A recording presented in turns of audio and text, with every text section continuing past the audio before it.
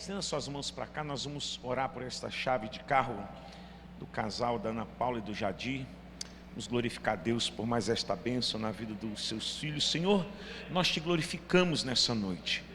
Esta bênção e este privilégio que o Senhor concede aos teus filhos é fruto da sua bondade, da sua fidelidade, também é fruto do trabalho deles. Que o Senhor continue abençoando, continue guardando, livrando de todo o mal e continue multiplicando os bens dentro da sua casa.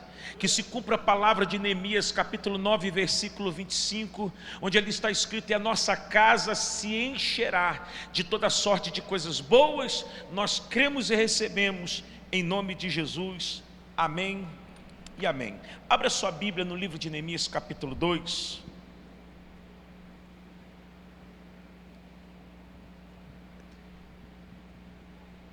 Livro de Neemias, capítulo de número 2. E nós vamos ler a partir do verso 1. Estamos ligando esta palavra como igreja. É o ano profético de Neemias, é ano de governo, é ano de força, é ano de alegria e é ano de reconstrução. Quantos creem, diga amém.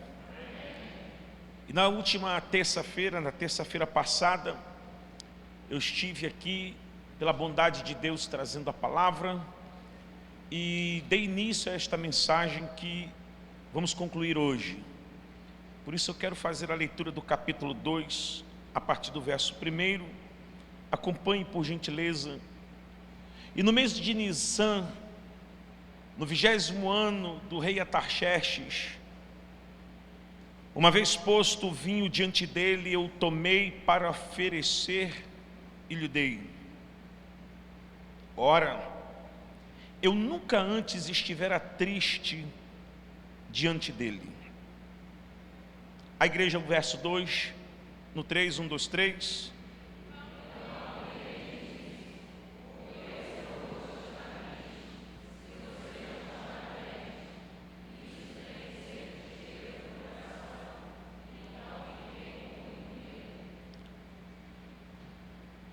E lhe respondi: que o rei viva para sempre. Como não estaria triste o meu rosto, se a cidade onde estão sepultados os meus pais está em ruínas e os seus portões foram queimados? A igreja.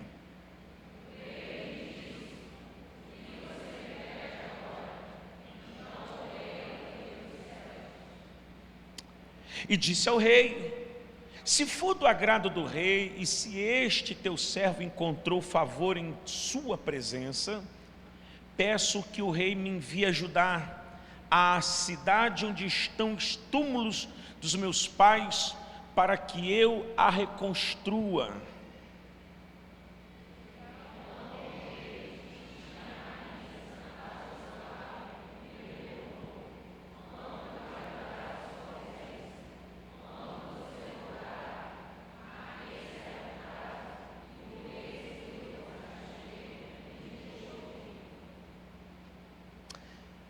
Eu ainda disse ao rei: se for do agrado do rei, que ele me dê cartas para os governadores da região do outro lado do Eufrates, para que me permitam passar e entrar em Judá.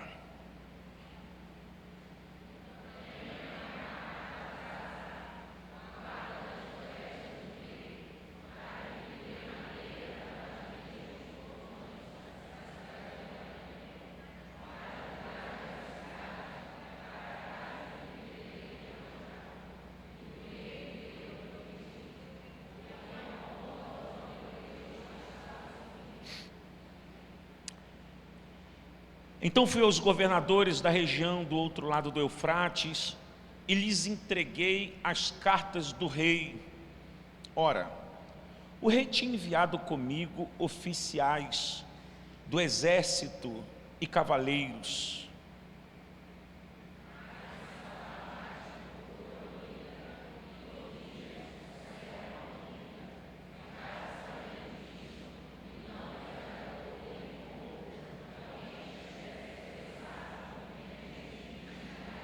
Quem pode dizer amém? Vamos aplaudir o Senhor pela sua palavra. Deus seja louvado. Na última terça-feira estivemos debruçados sobre esse texto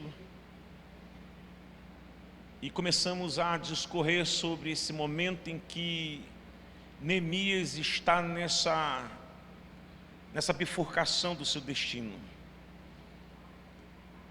Não foi uma decisão fácil, porque ele sabe que o cenário que ele está para enfrentar, embora ele ainda não tenha sido uma testemunha ocular de como Jerusalém se encontrava, ele já tinha recebido um relatório de seu irmão Hanani.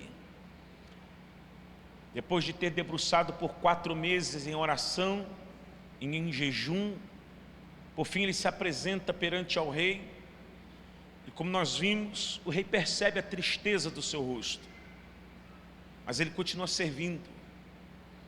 Isso agrada ao rei, isso faz com que o coração do rei se abra em favor de Neemias e faça a ele uma das perguntas, que é aquela que todos nós gostaríamos de ouvir do nosso rei: pede-me o que queres. O que Neemias vai pedir não é sobre ele, o que Neemias vai pedir é sobre outros. O que me chama a atenção nisso é que esses outros pelos quais Neemias está intercedendo são pessoas que ele sequer teve contato com elas.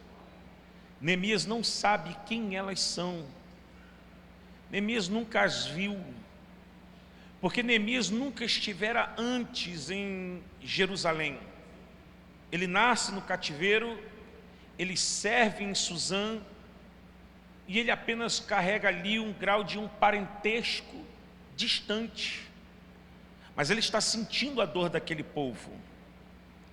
A gente sabe que quem faz isso é Deus, porque Deus move corações. Repete após mim, diga: Deus move corações.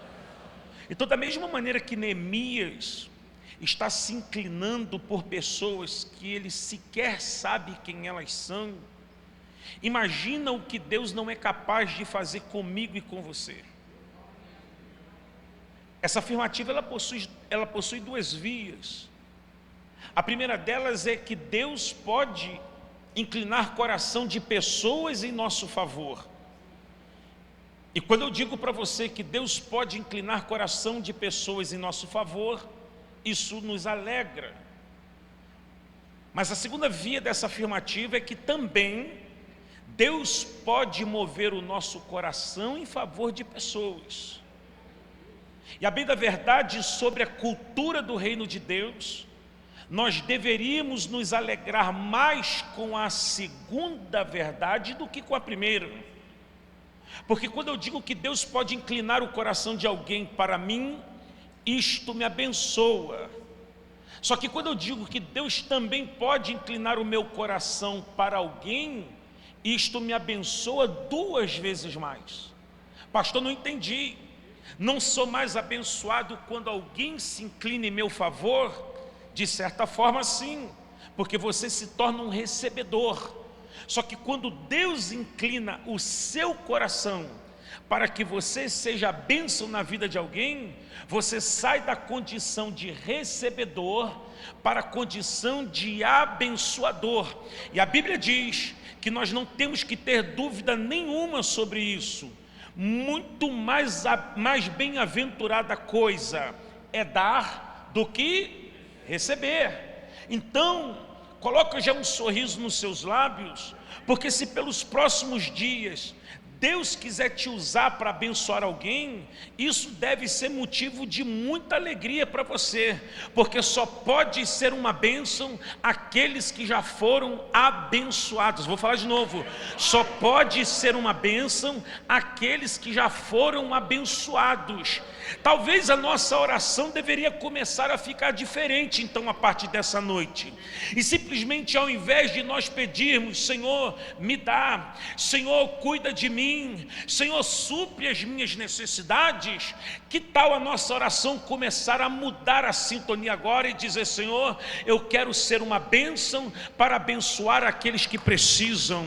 Eu quero ser alguém que transborda de tal maneira que aquilo que o céu vai visitar a minha vida seja suficiente para mim, mas visite a vida daqueles que estão perto de mim.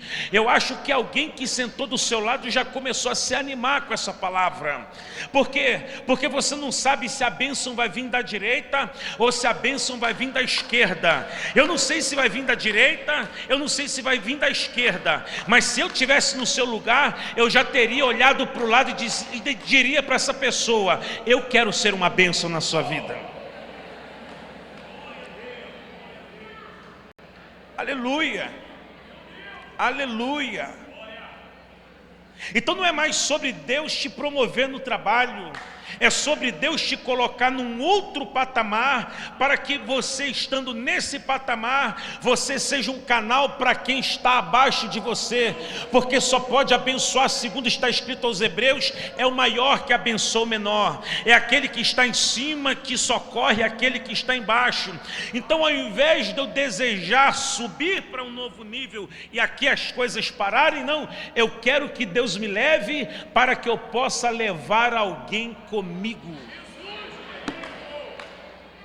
Então Neemias, ele não vai pedir nada para ele. Eu não quero para mim, eu quero para o meu povo.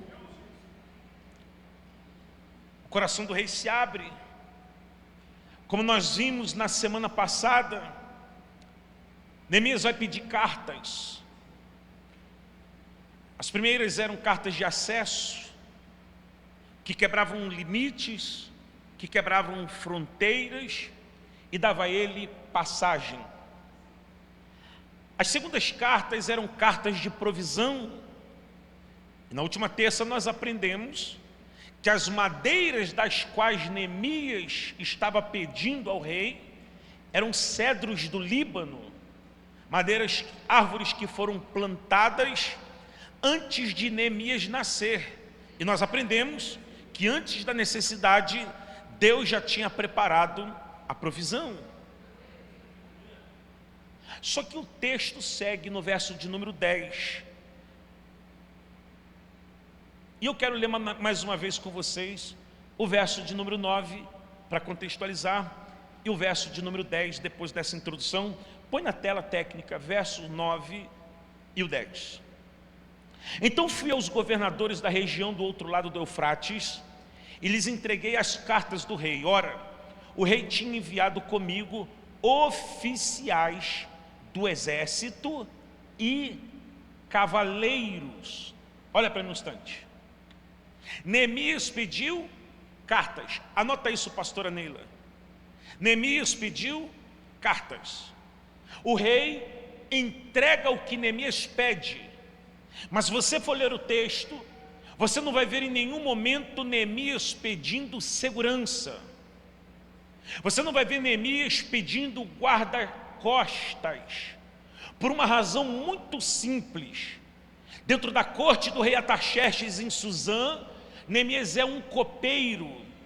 E pela cultura do Oriente Médio, nos dias de Neemias, copeiro não tem direito a guarda-costas, nem direito e muito menos necessidade. Por que, pastor? Porque guarda-costas, segurança, era coisa de comitiva real, era coisa de monarca, era coisa de governadores. É por isso que Neemias não pede. Ele não pede porque ele não precisa. Aqui está a chave do texto. Ele não pede porque ele não precisa, na ótica dele, porque ele está tirando os pés da corte do rei Artaxerxes com crachá de copeiro. Só que o rei está enxergando em Neemias aquilo que Neemias ainda não viu acerca dele, Borges. O rei já viu em Neemias o que ele, quando ia escovar o dente de manhã, olhava no espelho e não via. Pastor, o que é que o rei está enxergando? É que Neemias está se vendo como copeiro, mas a postura de Neemias em entrar na sala real, se preocupando com o povo que ele não conhece, dá uma conotação para o rei que já tem experiência com isso. Olha, você está copeiro, mas você não é copeiro. Então eu já quero manifestar, pega isso aqui, eu já quero manifestar na sua vida aquilo que você ainda nem sabe que é, Neemias, porque você está tirando os pés do meu palácio no status de copeiro, mas eu já enxerguei, tem alguma coisa maior aí dentro. Tem alguma coisa maior aí dentro. Pastor, o que você quer dizer com isso? É que o rei já viu dentro de você o que você ainda não viu a seu respeito. Não, você não me empolgou o suficiente. É muita profecia para pouca mão e pouco glória a Deus. É que o rei já viu dentro de você o que você ainda não viu a seu respeito. E como o rei não erra, ele está colocando à disposição de Neemias guardas do exército, para que Neemias possa passar no status de governador pelas fronteiras. Já que tem umas 200 mãos levantadas aí, sacode a mão desse crente que está do seu lado e diga assim: o rei já viu dentro de você o que você ainda não enxergou a seu respeito. Será que tem alguém aqui doido o suficiente para se expressar num glória a Deus com essa palavra?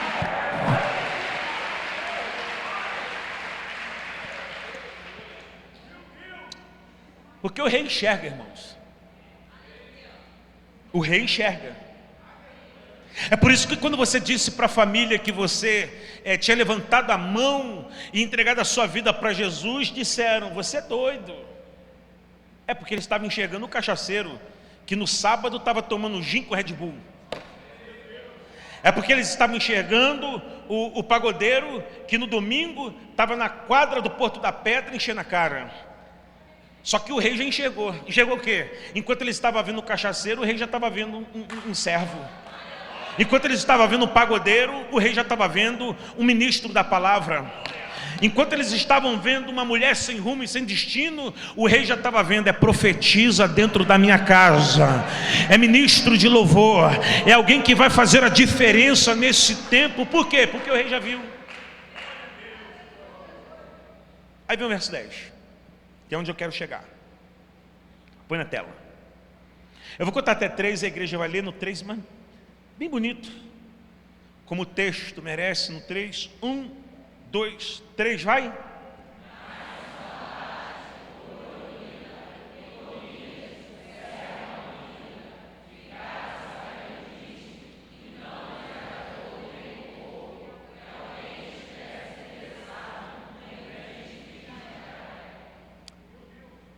Enquanto Jerusalém está caída, ninguém se incomoda.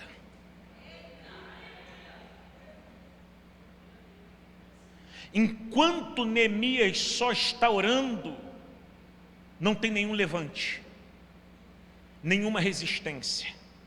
Anota isso aqui em algum lugar. As resistências não se levantam quando você ora. As resistências começam a se levantar quando depois de orar você se propõe a entrar em movimento. O meu Deus ali. Porque orar, tem muita gente que ora, mas só fica no campo da oração. Não se levanta para se movimentar. Enquanto Neemias está chorando, ele não oferece riscos. É por isso que não tem nenhum tipo de resistência contrária.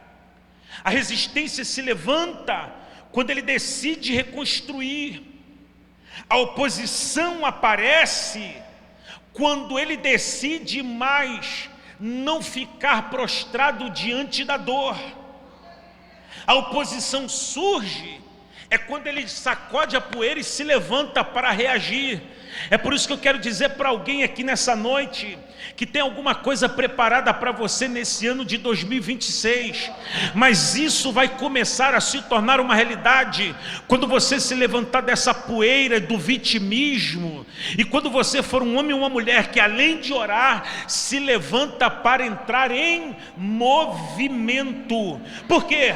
Por que vai ter resistência? Porque agora Neemias está caminhando para o centro do propósito. Por que vai ter resistência? Porque Neemias está saindo do conforto para entrar na zona de confronto. Por que vai ter resistência? Porque Neemias está deixando o palácio e está entrando no meio dos escombros para ser um instrumento de reconstrução. Isso aqui tem a ver com a vida de alguns. Por quê? Porque quando você estava de sexta para sábado, gastando a metade do seu salário lá naquele camarote, pagando gin com Red Bull e outras coisas para todo mundo, ninguém te criticava quando você gastava dinheiro com cachaça, ninguém te criticava quando você gastava dinheiro com Hollywood, ninguém te criticava quando você gastava dinheiro com maconha, cocaína e prostituição.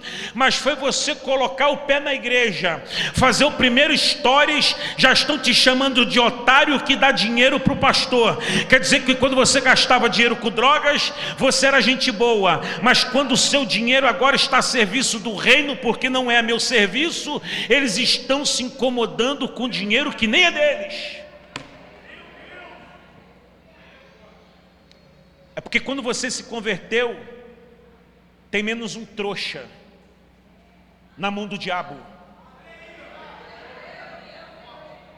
É porque quando você se converte, as escamas da ignorância espiritual caem dos seus olhos, e agora você vai ter a oportunidade de enxergar quem é, quem não é, quem compensa e quem não compensa. Agora eu quero que você entenda o seguinte, escreve: a oposição não é muro, é megafone gritando que você está indo na direção certa.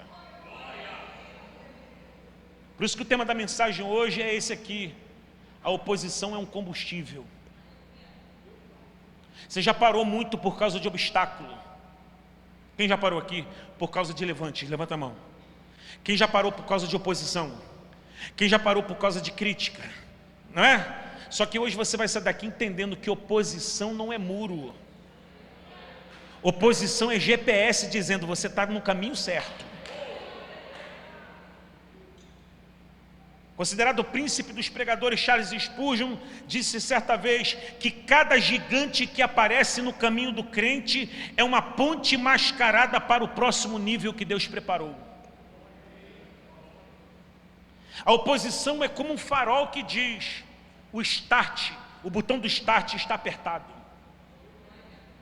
É hora de sair da paralisia, é hora de sair do comodismo, é hora de sair do conforto. Agora, interessante, o favor de Deus está fresco ainda na vida de Neemias e o ataque chega rápido. Só que entenda uma coisa, não é que o ataque chegou logo depois da bênção.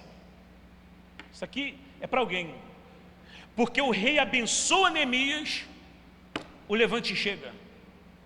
Olha para mim, o rei abençoa Neemias, o levante chega. Tem muita gente que quando começa a caminhar no reino, o rei abençoa, o levante chega. Aí elas pedem logo um gabinete. Aí no gabinete elas dizem assim: pastor, não estou entendendo nada, minha vida estava indo de boa, foi eu entrar no reino, Deus me abençoa, o levante chegou logo em seguida. Sua visão precisa mudar. Não é que você veio para o reino e o rei te abençoou que o levante chegou. É que o rei, na presciência dele, um dos atributos de Deus é presciência. Diga presciência. O que é presciência? É a capacidade que só Deus tem de saber antes de todo mundo. É que o rei, na presciência dele, já enxergou o levante. O levante já ia levantar.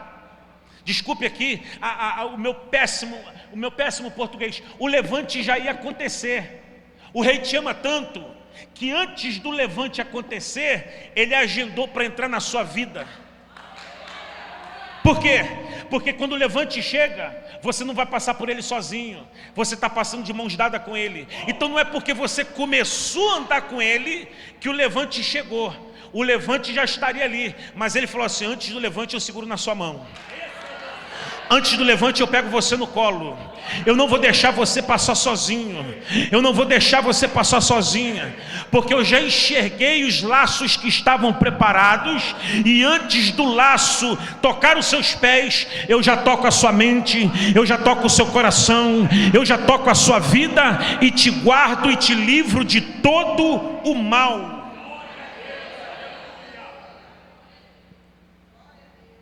Ninguém se importava com a dor do povo, mas se importa com a decisão de Neemias. Enquanto Neemias só chora, ele não inspira ameaças, mas quando ele se levanta para construir, ele se torna um alvo. Porque todas as vezes que você se levantar para fazer a diferença, um farol acende em cima das suas costas. E quem não te enxergava passa a te enxergar.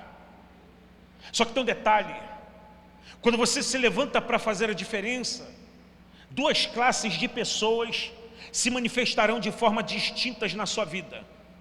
Porque as que te amam continuarão te amando de verdade, mas as que fingiam que te amavam, porém só te toleravam, não vão resistir esse ministério e essa responsabilidade e esse privilégio que Deus está colocando na sua vida, e vão se questionar: por que ela e não eu? Por que ele e não eu? Quem me ouve, diga amém. Então escute: se ninguém ainda não se levantou contra você, é porque você ainda não está sendo ameaça para ninguém. Se ainda não teve nenhuma oposição contra a sua vida, é porque você ainda está meramente no campo dos sonhos e ainda não colocou a sua mão para construir nada que faça a diferença.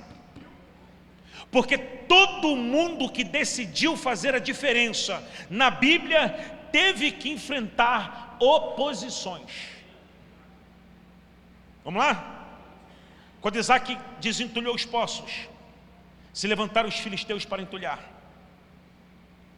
Quando José sonha e conta o sonho, os irmãos jogaram ele no poço. Quando Moisés se levanta, Faraó endurece o coração. Quando Josué e Caleb trazem um relatório otimista, 10 príncipes se levantam com um relatório contrário. Quando os 3 jovens, Sadraque, Mesaque e Abednego, decidiram não se curvar diante da estátua, uma fornalha foi aquecida 7 vezes mais. Quando Daniel decide orar contrariando o edito do rei, uma cova de leões se abriu para ele. Quando Mordecai não se curva para Amã, Naamã faz uma forca. Quando Neemias começa a reconstruir, Sambalate se explode em oposição. E quando Jesus se levanta na sinagoga em Nazaré, tentaram jogar ele do monte para matá-lo. Diga todo mundo. Não, diga forte, diga todo mundo que se levanta para fazer algo, vai enfrentar oposição.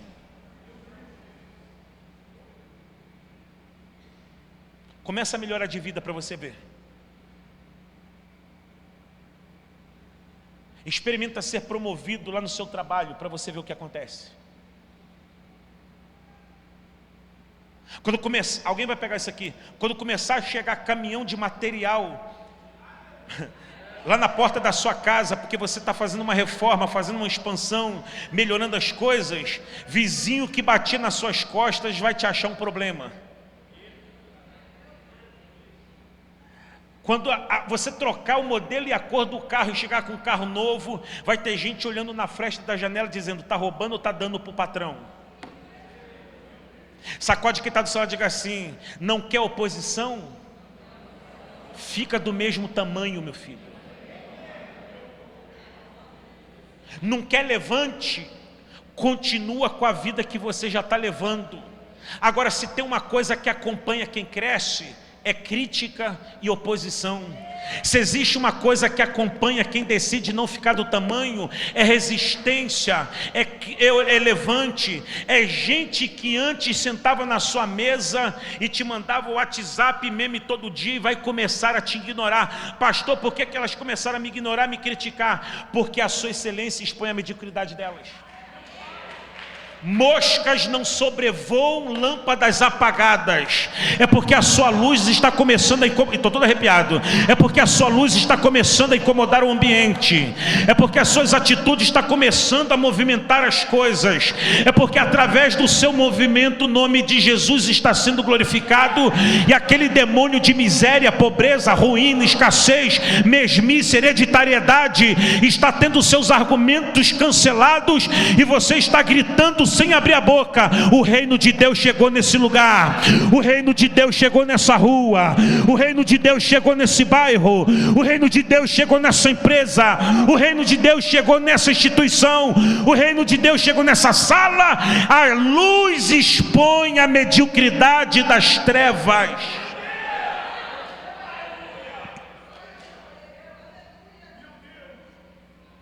Tem alguém do seu lado? Diga assim: não quer crítica? Continua do jeito que você está. Por que o levante acontece? Porque quando você se levanta, você expõe quem não quer se levantar. Porque quando você estuda, você expõe quem não quer estudar. Porque quando você frutifica, você expõe quem não quer frutificar. Aqui está o problema.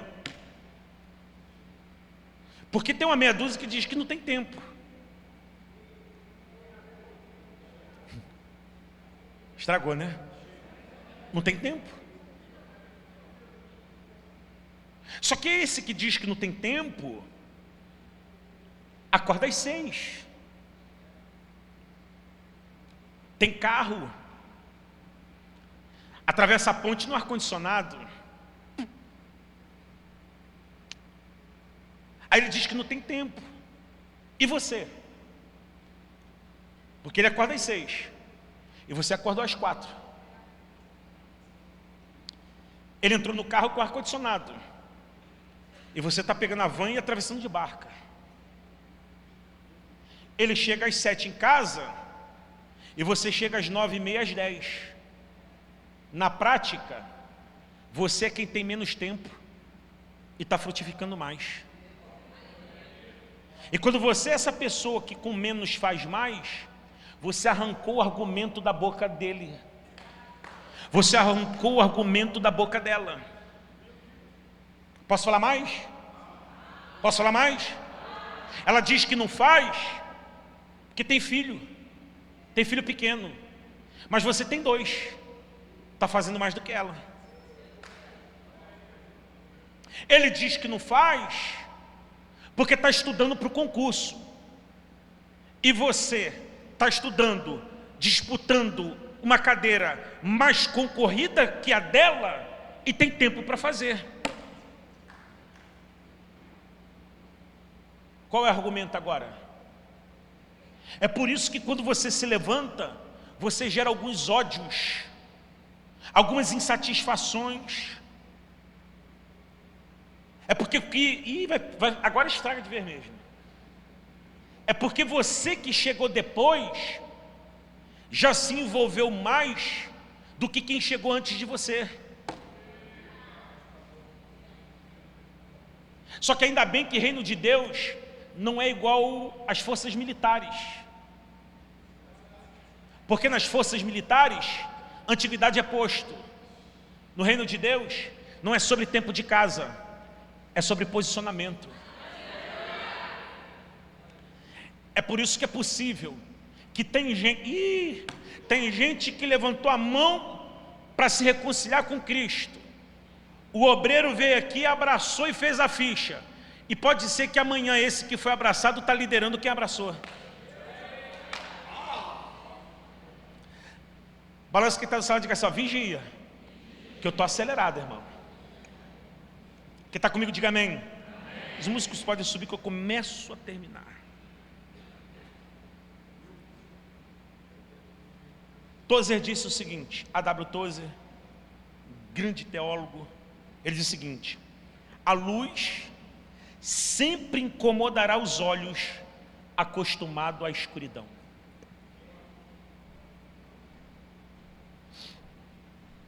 Quer ver um negócio? 3 casas sem bolso. Todo mundo se acostuma com a paisagem do tijolo à vista. Mas se uma embolsar, as demais se tornam ridículas. Sim ou não? Sim ou não, gente? Quando você começa a trazer uma reforma para determinada área da sua vida, alguém vai pegar isso aqui. Quando você começa a fazer uma reforma em determinada área da sua vida, essa área serve como locomotiva para rebocar as demais áreas. Porque essa excelência vai forçar a mediocridade das outras áreas a acompanharem a excelência dessa decisão que você está tomando. Por isso que a terça do crescimento é poderosa. Desceu e a profecia para alguém, porque você está aqui orando por família. Aí Deus é tão bom que a sua busca pela família pode gerar esse milagre na família, que vai reverberar no seu trabalho, que vai reverberar nas suas finanças, que vai reverberar nas suas emoções, que vai reverberar no seu ministério. Por quê? Porque a excelência de uma área pode servir de locomotiva para as demais. O interesse de Neemias era levantar muro, mas o levantar muro despertou o ministério que ele nem sabia que tinha. O interesse pelo muro despertou o governo que ele nem sabia que exerceria, porque ele não se candidatou, ele foi eleito. Alguém pegou isso aqui? Ele não se candidatou, ele foi eleito. E quem é eleito não precisa ser candidato, porque já está eleito. É por isso que antes de você levantar a mão para Jesus, Jesus já estava de mãos estendidas para você. Antes de você enxergar Jesus, ele estava como Zaqueu. Lembra de Zaqueu? Lucas capítulo 19. Jesus vai entrando pela estrada de Jericó. É a última vez que ele vai passar por ali. A Bíblia diz que havia ali um cobrador de imposto, de baixa estatura, que queria ver Jesus.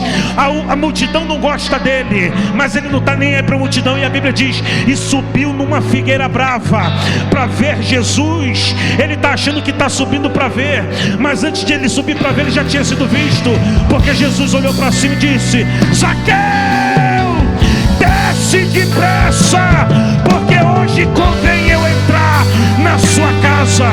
Diz a Bíblia que Jesus vai na casa de Zaqueu. Zaqueu se arrepende e a família de Zaqueu vai ser salva. Levanta a sua mão. Eu no seu lugar levantava as duas, e depois dessa palavra dava um salto nessa cadeira. Antes de você olhar para o céu já olhou para você.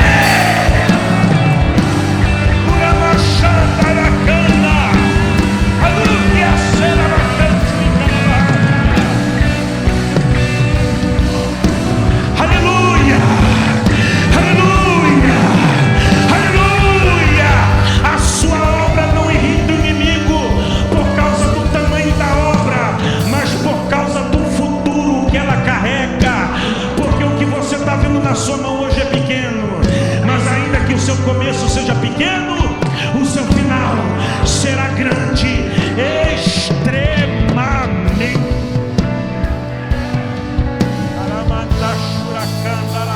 Levanta a sua mão para adorar por 30 segundos. Levanta a sua mão para glorificar por 30 segundos. O inferno não tem raiva de você por causa do tamanho do que você está fazendo, o número de seguidores que você tem no Instagram, o número de compartilhamento daquilo que você posta, se você sobe ou não sobe no culto, se você tem que crachá ou não tem que crachá. Não é por causa do hoje, é o futuro que já está dentro de você. É o futuro que já está dentro de você. É o futuro que já está dentro de você. Tem homens que nem sabem, mas o céu já te viu, os anjos já te viram, os demônios também já te enxergaram. É por isso que quando Moisés ainda estava no ventre de Joquebede, Satanás entra na mente de Faraó e diz: manda matar todas as crianças. Por quê? Porque está para nascer um libertador. O diabo quer matar a semente da libertação. Antes da semente da libertação se manifestar, você nem sabe o que você está carregando dentro de você, mas vai libertar a sua vida, a sua casa, a sua família, seus filhos, os filhos de seus filhos, seu irmão mais velho, seu irmão mais novo, seu pai, sua mãe,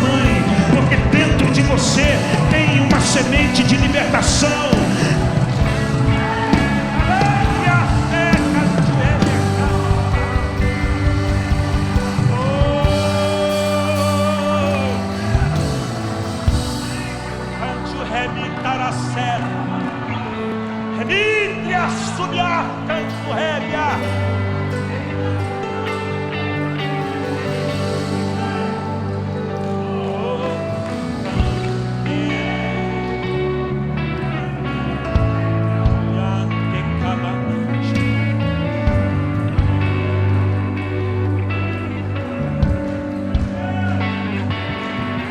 Graça nessa noite aqui, porque o plano do diabo era abortar esse futuro glorioso que Deus já desenhou sobre você. Como disse o profeta, aliás, o Senhor disse para o profeta: eu sei quais são os planos que tenho a seu respeito, são planos de paz e não de mal, para dar a você o fim que desejais. Deus já sabe o plano, Deus já tem o plano, Deus já escreveu o plano. O céu já está conspirando sobre o plano, e o desespero do inferno é que ele quer abortar o plano. Pode morder a testa, Satanás. Pode morder a testa, Satanás. Pode morrer a testa, Satanás. Porque se do inferno se levantaram 11.000 demônios para tentar abortar o que Deus colocou dentro de mim, eles vão ter que fazer fila indiana, 1.000 desse lado, 10.000 do outro, mas eu não serei atingido. Pastor, também está escrito em Deuteronômio, não está claro? Só que lá não é sobre 11.000, é sobre 7. E a palavra diz que se 7 vierem contra ti, eles vão ter que fugir da sua presença. Se por um caminho vierem contra ti, abraça quem está do seu lado e diga assim: Satanás está desesperado com você por causa desse movimento que você vai começar a fazer a partir de hoje. Diga: não tem, não olha para quem está do seu lado, diga assim: não tem nenhum demônio, nem na terra, nem nas regiões celestiais, e nem embaixo da terra, nenhum demônio que possa parar essa obra de Deus na sua vida. Não tem vela preta e vermelha, não tem umidade, não tem frango, não tem farofa, não tem trabalho na mata, na beira do rio, dentro do cemitério, na mata fechada, não tem. Pegaram a sua roupa, mancharam com sangue de bode, não tem efeito. Pegaram o seu nome e amarraram na boca do sapo, não tem efeito, porque maior é o que está em nós.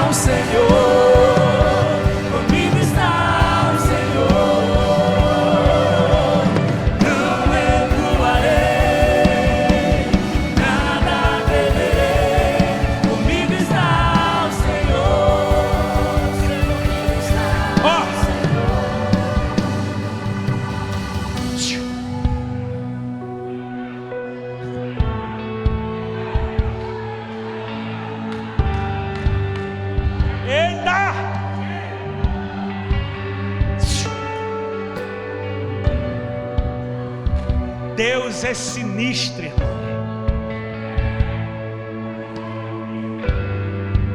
O diabo entra na mente de Faraó para matar a semente da libertação que estava em Joquebede.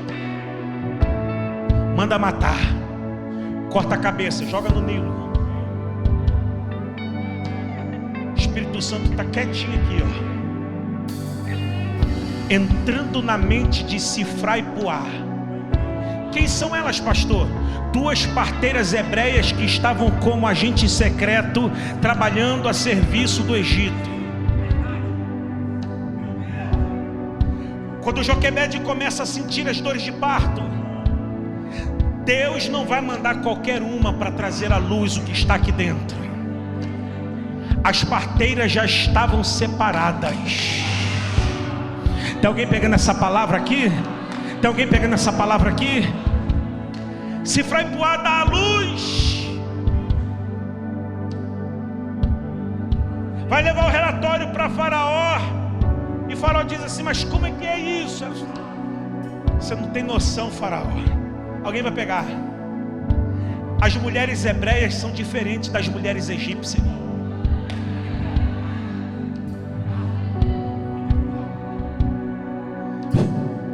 As mulheres hebreias são diferentes das mulheres egípcias. Por quê?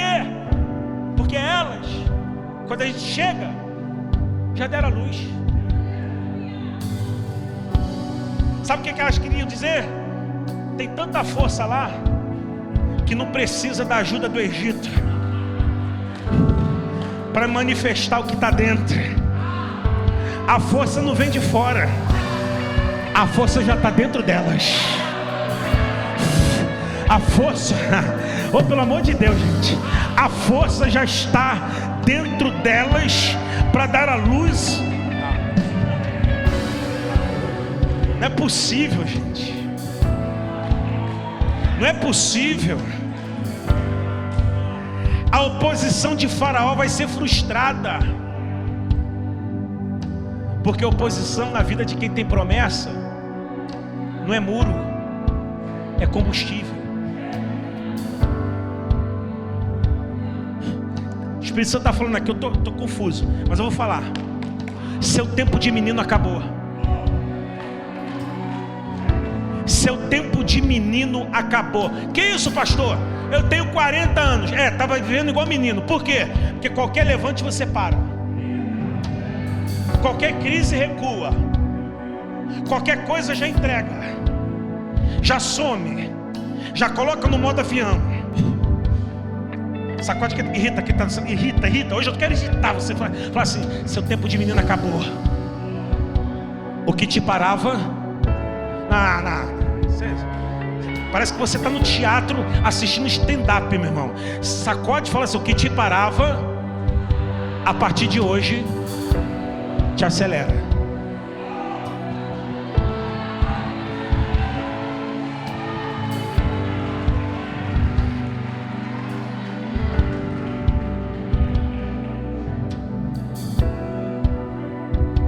Põe na tela 1 Coríntios capítulo 16, verso 9.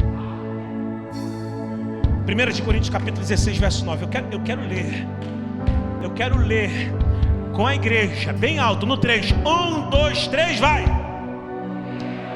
Não. Tá ruim. No 3, vamos lá. 1, 2, 3, vai. Tá bom, pode ficar melhor. 1, 2, 3, vai.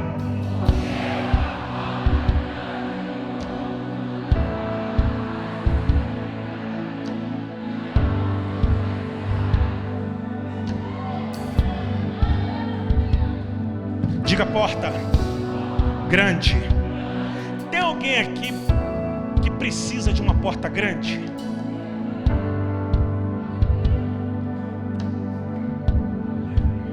Uma vez eu fui fechar um negócio com um cara. Falei: manda o endereço aí. Mandou. Falei: mas isso aqui é residência? Ele: não, é minha casa. Tá bom. Condomínio. Parei em frente à casa dele. Fui andando na direção da porta. Quando ele abriu a porta, eu fiquei olhando para a porta. Falei: para que essa ignorância, gente? Que a gente que é pobre já pensa logo em tanto que tem que gastar de óleo na dobradiça, né? Diga: porta grande. Deixa eu te falar uma coisa: porta pequena não tem concorrência.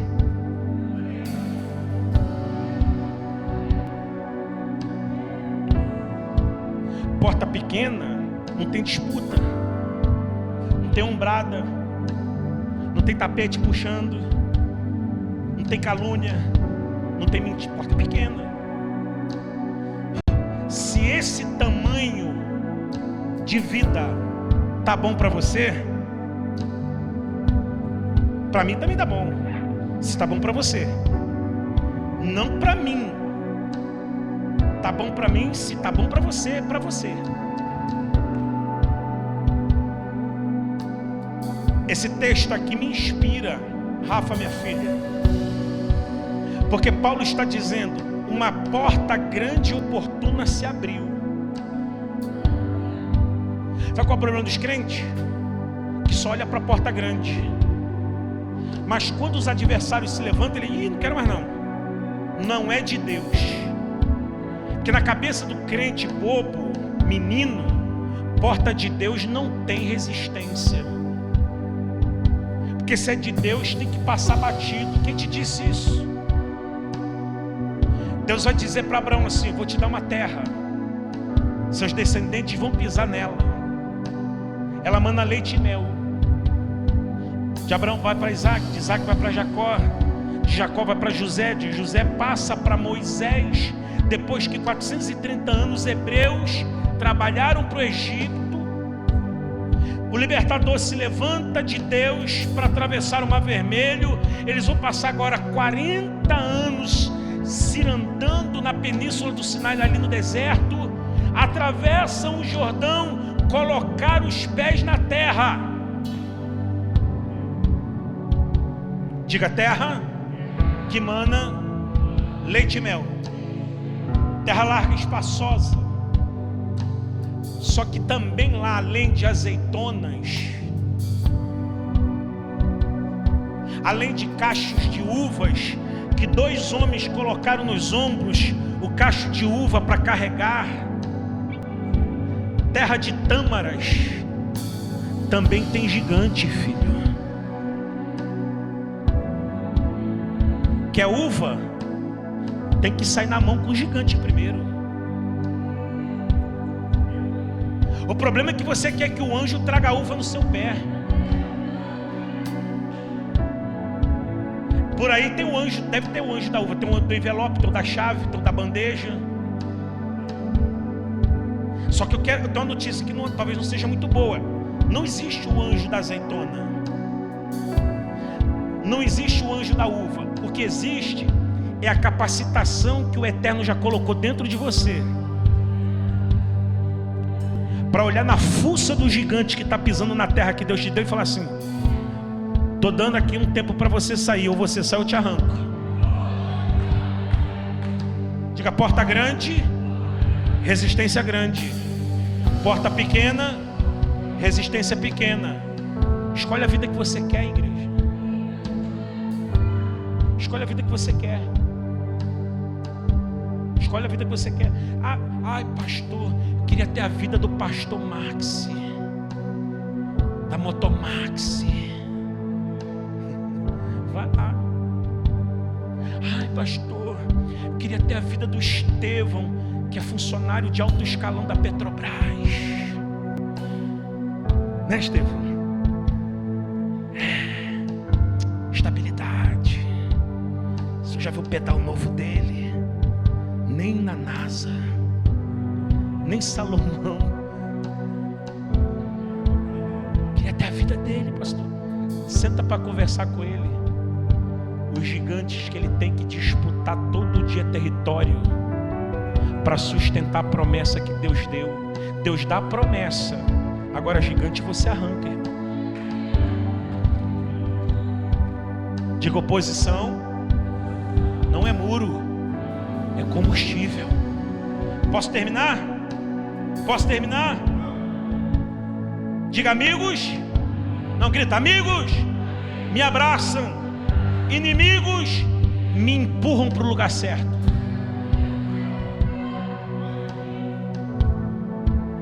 Amigos me confortam, inimigos me confrontam. Amigos me fazem bem, inimigos me promovem. Quem seria Davi sem um Golias? Fala para mim. Quem seria Mordecai sem um Amã? Fala comigo. A gente tem que mudar a lente da nossa ótica espiritual, gente. Porque a vida espiritual não é playground, é campo de batalha. É por isso que cada vez que você vem para um culto como esse, você não vem para comer algodão doce espiritual e sentir arrepio. Você vem ser treinado, forjado, equipado. Isso, irmão, levanta a mão mesmo. Fortalecido, alimentado. Para quê? Para amanhã você entrar naquele território lá e dizer para o gigante, falar assim, ó, cata seus trapos, filho, pega seus mulambos e pode ir saindo. Dá prazo, entra com autoridade, decreta um jejum, começa a acordar, Caio, 3 da manhã, e começa a colocar esses negócios diante de Deus. Dá uma de doido, faz diferente. Quer uma vida diferente, filho? Tem que fazer diferente. Porque se Neemias morresse como copeiro, esse livro aqui nem existiria. Talvez em Esdras ia falar assim, não, tinha um parceirinho, Neemias, lá na corte. Mas ele ficou lá. E eu que vim. Só que Neemias falou assim, eu não vou morrer desse jeito não. Pode ser que tem muita gente que queria ter a vida que eu tenho. Olha, Neemias, muita gente poderia até querer a vida que eu tenho. Eu sou grato por ela. Só que eu estou vendo uma porta que Deus abriu. Não vai ser fácil, mas eu vou entrar com os 2 pés dentro dela. Desceu e eu vou entregar do jeito que desceu, sem filtro. Pastor, a porta é pequena. Entra. Porque o tamanho da porta não determina o tamanho do ambiente que ela dá acesso. Vou falar de novo. O tamanho da porta não determina o tamanho do ambiente que ele dá acesso. Por mais que a porta seja pequena, se equipa, se prepara, se anima, se empolgue, porque é essa porta que vai te introduzir no capítulo mais relevante e poderoso da sua história. Eu estou pregando para alguém aqui.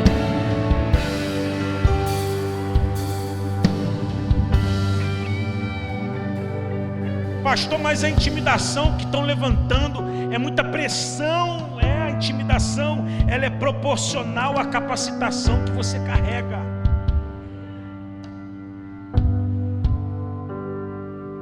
Porque o diabo não desperdiça munição com crentes inofensivos.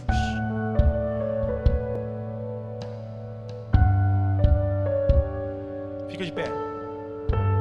Terminar. Diga, o diabo não desperdiça munição com crentes inofensivos. Sabe qual é o seu problema, irmão? Você só lembra que é crente terça, porque viu a postagem na comunidade de membros e dia de culto. E eu sou crente, né? Hoje tem culto. Hoje tem culto. Hoje tem culto. E ontem não teve? E amanhã não vai ter? E quinta? E sexta? A Toca do Coelho não precisa mudar o letreiro e colocar Shekinah. Pode continuar sendo Toca do Coelho, não precisa de púlpito. Mas tem que ter culto lá, segunda, terça, quarta, quinta, sexta, sábado e domingo. A Motomax não precisa mudar o layout, o letreiro e colocar Monte Moriá, não. Pode ser com Motomax, mas ali, mesmo sem teclado e sem púlpito, eu tenho culto segunda, terça, quarta, quinta, sexta, sábado e domingo. Porque culto não é liturgia. A liturgia é para aqui. Mas lá na sua casa, o culto continua. Lá na sua empresa, o culto continua. Lá nos seus negócios, o culto continua. O diabo vai ter que entender que nós estamos vindo para cá não é para passar tempo, é para sermos equipados, mas o reino não se manifesta aqui dentro. O reino se manifesta a partir do momento que a gente coloca os pés lá fora na rua Orlando Rangel, e é a partir dali que o que nós recebemos aqui começa a surtir efeito. A gente se impressiona com o que acontece dentro do ambiente, e o que acontece aqui não é determinante de forma decisiva para a sua vida, a não ser que o que acontece aqui continue reverberando lá.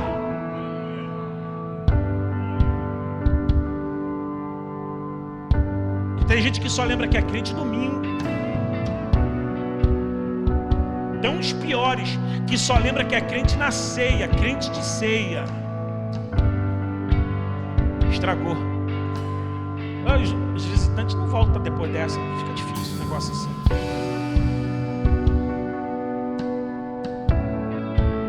Quando Sanbalat e Tobias se levantam, Neemias não diz. Põe na tela o verso 10.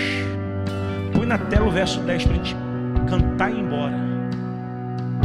Capítulo 2, verso 10. Põe na tela. Mas Sanbalat, Horonita e Tobias, o servo amonita, ficaram sabendo disto.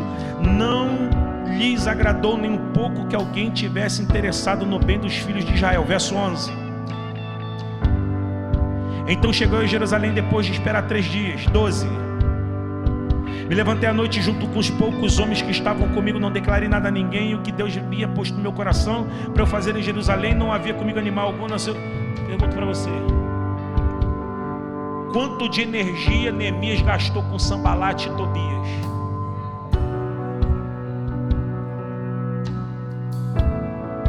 Fala comigo, não deixa falando sozinho não. Cadê o versículo de Neemias batendo boca com Sanbalat e Tobias? Cadê o versículo de Neemias se descabelando por causa de Sanbalat e Tobias? Ele não foi para lá arrumar treta com Sanbalat e Tobias, ele foi para lá levantar muro. Sanbalat e Tobias é distração. Posso dar um conselho? Se você não guardou nada, guarda isso aqui. Para de gastar energia com quem só entrou no seu histórico para te distrair. Porque a energia que você está gastando com quem não interessa pode ser a energia que vai te faltar para aquilo que realmente importa. Você não vai ser promovido por causa das discussões. Você não vai ser promovido por causa das discussões que você ganha. Você vai ser promovido, Neemias, por causa dos muros que você levanta. Não é sobre discutir, é sobre construir. Porque cada segundo que você perde discutindo é o segundo que te falta construindo. É por isso que tem gente que a vida está entrando numa rota de mediocridade tão grande, porque você está gastando tudo que você tem para discussão e não para construção. Sacode esse irmão, irrita ele e fala assim: é sobre construir, filho, e não discutir.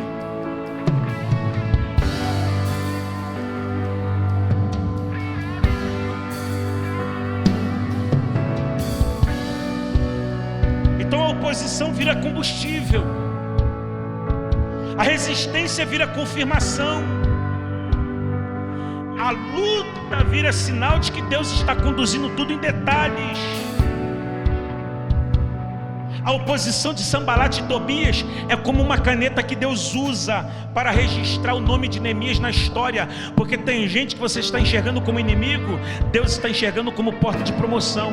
Esse inimigo tem uma utilidade, mas não é para você perder tempo com ele.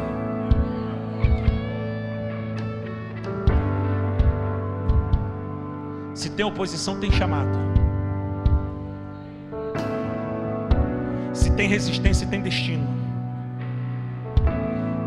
E se Deus te autorizou, quem vai te desautorizar?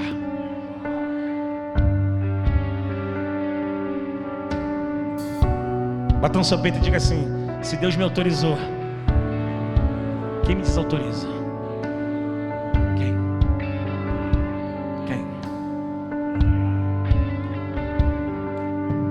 Irmão, parece que tem uma bomba querendo explodir no meu peito. Eu fiz um voto a Deus. Eu falei: Deus, eu não sei o que o Senhor vai fazer esse ano com essa igreja, mas o que eu tiver que buscar, onde eu tiver que buscar, do jeito que eu tiver que buscar, o que eu precisar fazer, o que eu precisar abrir mão, eu quero fazer tudo o que for necessário para arrancar tudo que esse livro tem, para fazer esse povo crescer e romper.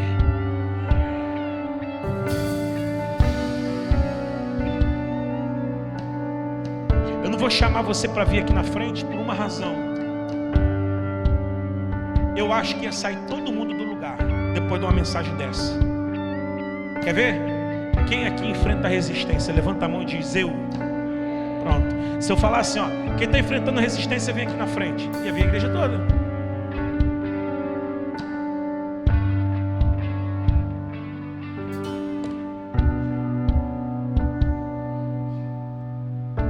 eu vou chamar você para vir na frente. Pega seus pertences aí. Você que vai vir na frente, você que está enfrentando resistência, você que está enfrentando oposições, você que está enfrentando muros espirituais invisíveis que estão querendo bloquear o seu avanço, sai do seu lugar e vem aqui para frente. Vem com seus pertences já, porque daqui eu te despeço para você ir embora para casa.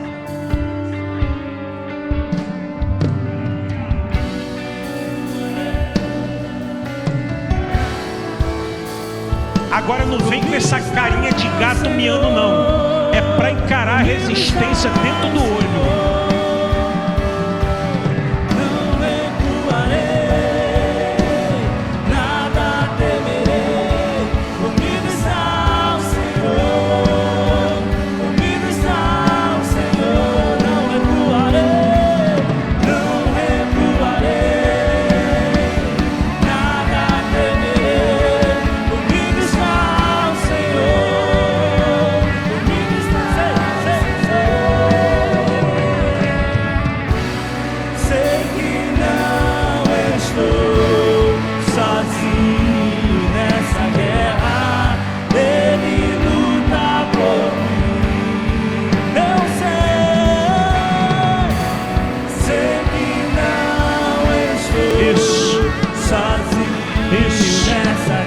Faz tua guerra aí, filho.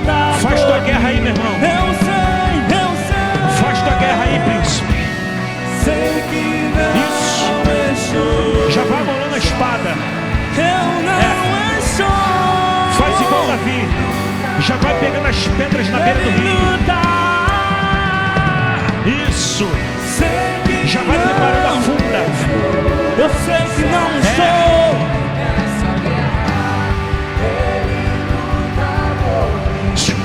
Vamos cantar lindo momento. Prepara aí, lindo momento.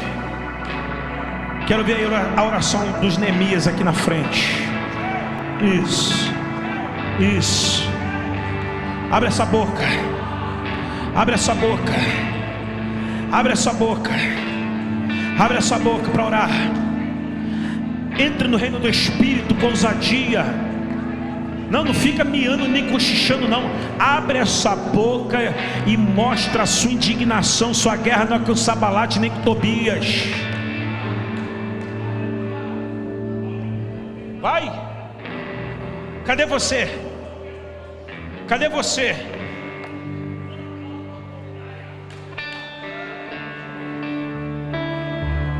Vamos. Vamos. Até quando você vai aceitar essa afronta? Até quando você vai aceitar essa vergonha? Esse levante? Esse desplante? Até quando?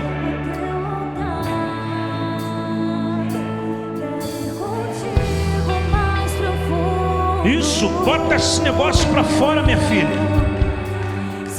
Extravasa, vai. Aqui é o lugar de você colocar isso aí pra fora.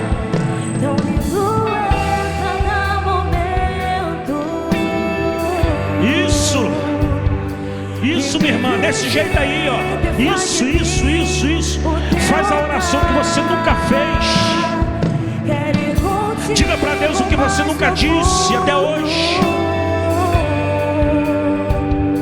Segura a minha mão, eu sei, nunca vai soltar. Leva-me ao lugar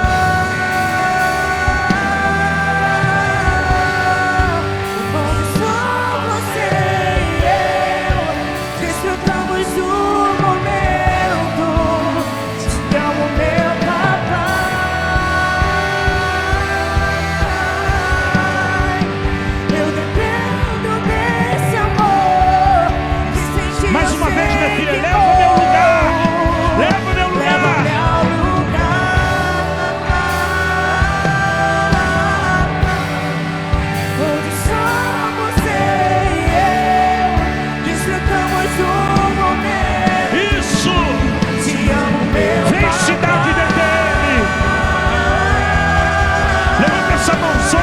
você tem aí. Mais uma vez. Leva-me ao lugar. Leva-me ao lugar.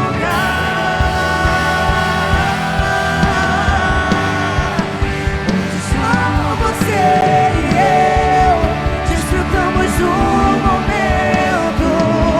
Te amo, meu papai.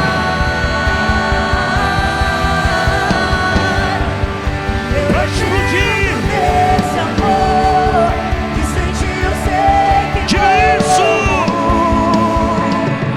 me chegou na tormenta, me livrou em meus problemas, transformou a tristeza e mudou minha vida inteira.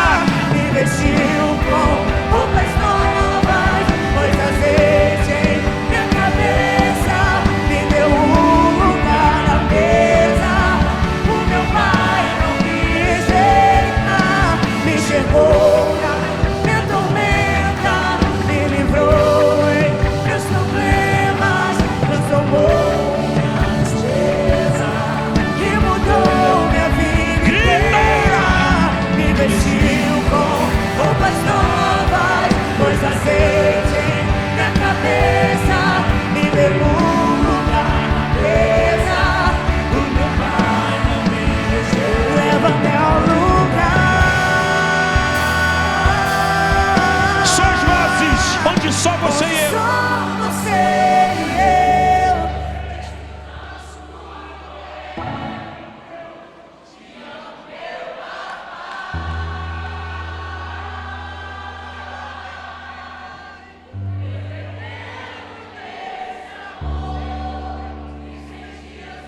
Leva-me ao lugar.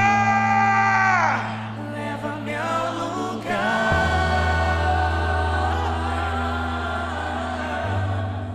onde só você e eu desfrutamos um momento. Te amo, meu papai.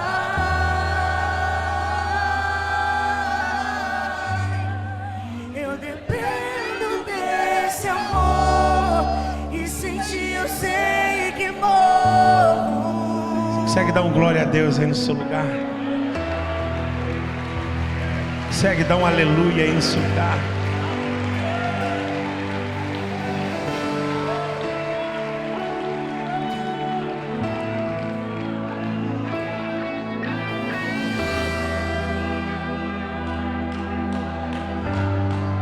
O Espírito de Deus está nesse lugar, gente. Espírito de Deus, correntes de medo vão ser deixadas aqui na frente hoje.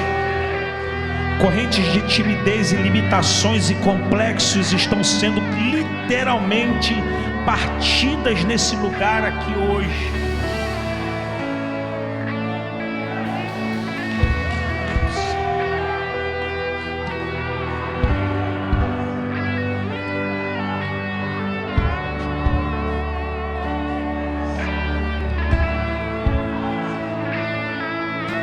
Recebe esse renovo na sua alma.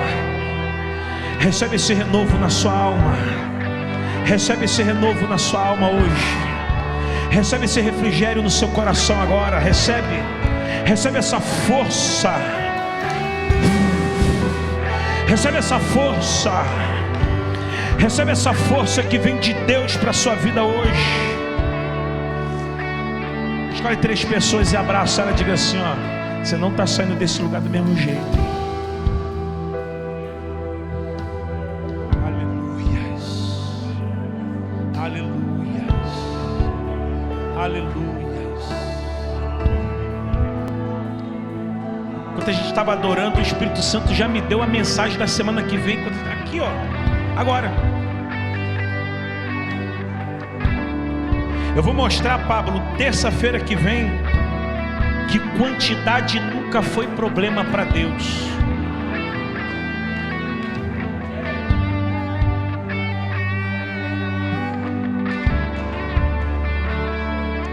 Porque Lucas, na hora que te leu o texto ali, Neemias chegou na cidade, rodeou 3 dias e falou assim: os que estavam comigo eram poucos.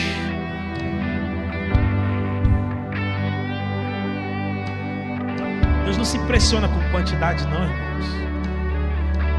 A gente é que se prende a números, a volumes. Eu vou me consagrar para terça-feira que vem. E você vai trazer alguém terça-feira que vem. Porque Deus vai tomar, não é a minha vida, mas vai tomar a igreja, para nos libertar da visão pequena. Quem crê, diga amém. Estenda suas mãos para frente, vamos orar. Sabe aquele culto que dá pena de acabar, irmão? Tem uma pressão aqui no meu peito, assim. Eu ficava aqui pregando até amanhã de manhã.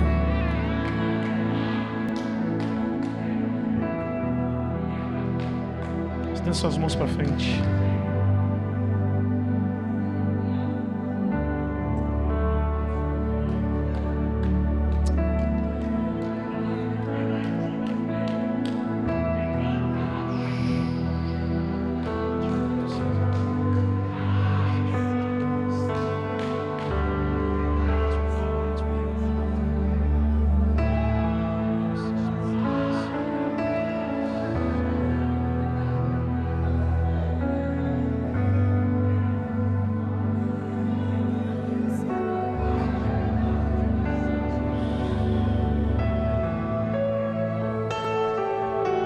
Há uma doce presença nesse lugar.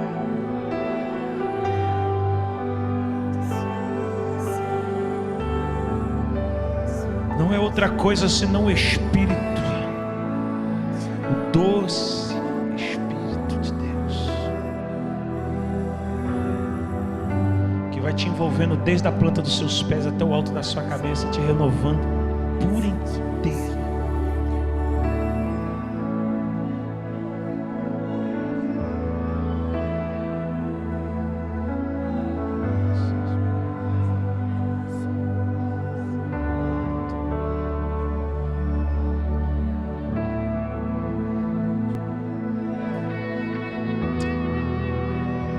Senhor Jesus,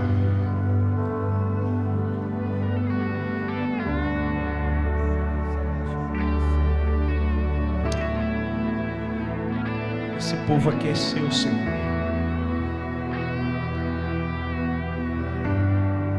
Essa filha é tua, esse filho é teu,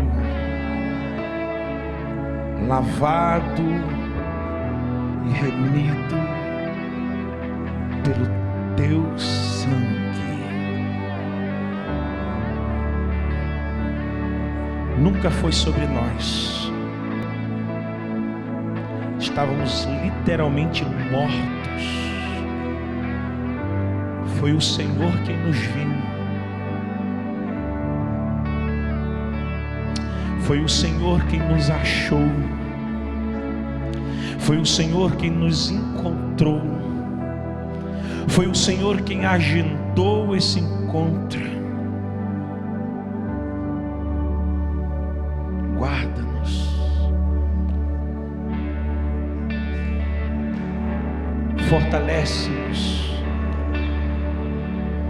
Enche-nos. Enche-nos, Senhor, com essa doce presença.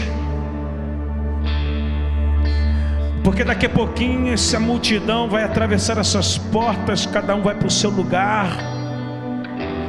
Essas luzes vão se apagar, esse som será desligado, mas a sua doce presença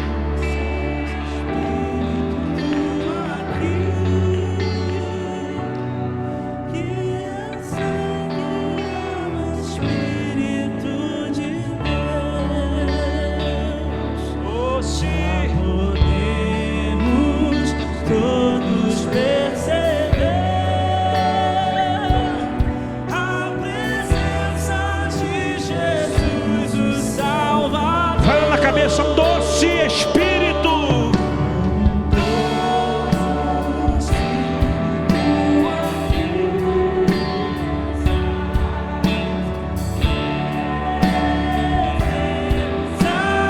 Você lá atrás, não distrai não, levanta a mão. Levanta a mão, levanta a mão. Oh, aleluia. Enchendo-nos com seu poder. Te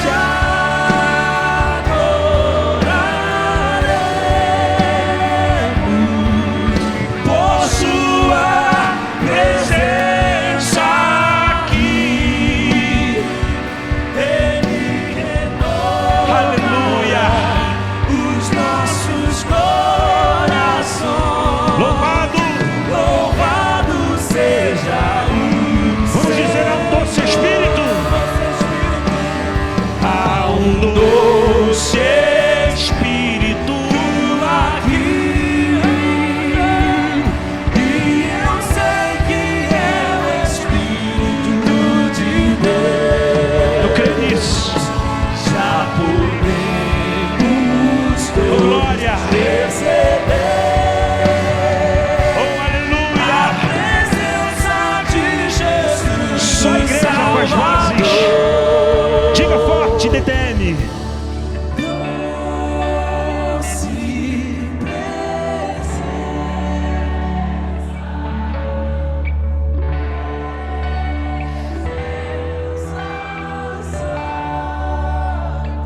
Essa presença, Thales.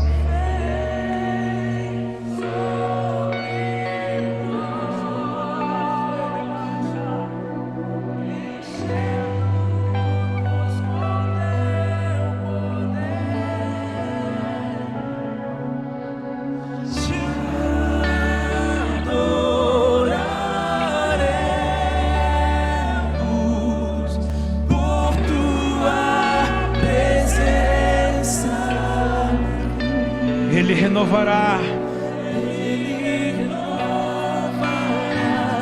os nossos corações. Louvado seja o Senhor. Que a graça de Jesus Cristo, nosso Senhor e Salvador, o grande amor de Deus, o nosso Pai, e as doces e eternas consolações do Espírito Santo seja contigo até a volta de Jesus. E toda a igreja diga: Deus abençoe.